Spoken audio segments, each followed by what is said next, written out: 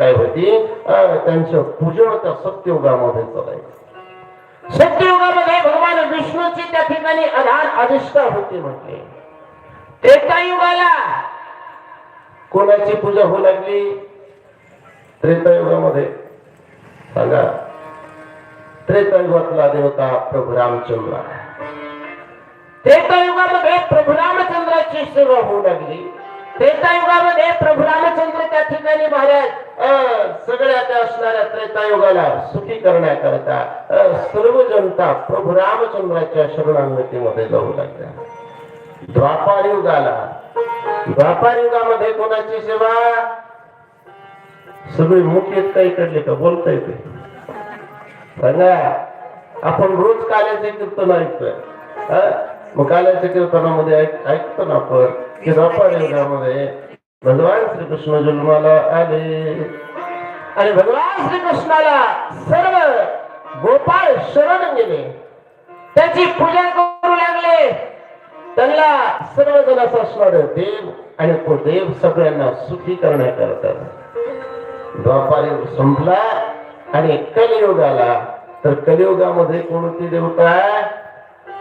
कलियुगामध्ये पहा सगळीकडे असे असणारे काय आहेत? भगवान शिवालयाचे मंदिर आहे। आणि आता सगळ्यात जास्त जी भक्ती होते ना ती कोणाची होते? भगवान शिवाची होते, भगवान शंकराची होते।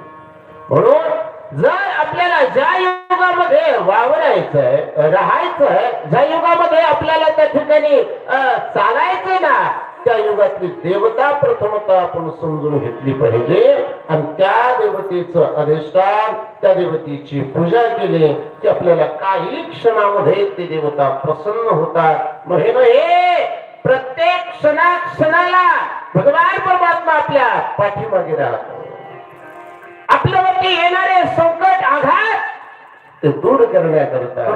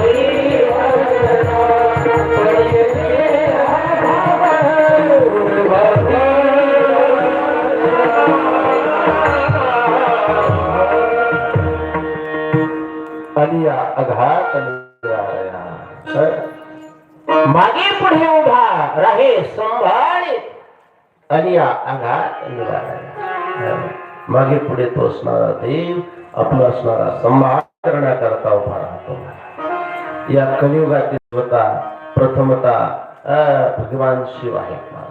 कसे शिव आहेत ऐका ना। भगवान शंकर या जगताची या युगामधली प्रथमतः देवता आहे। म्हणून माझ्या विठ्ठलाने सुद्धा, माझ्या भगवंताने सुद्धा त्या देवाला आपल्या डोक्यावरती स्थान दिलं।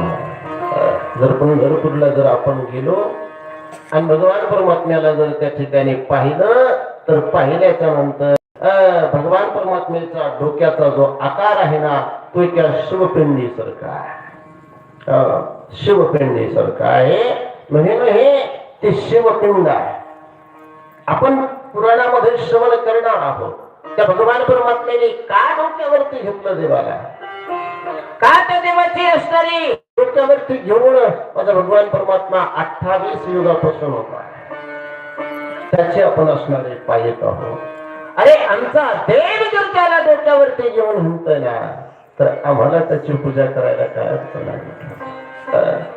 या युगामध्ये देवता भगवान शंकर आहे आणि त्या भगवान शंकराची तुम्ही आम्ही काय करू लागलो? सेवा करू लागलो। हे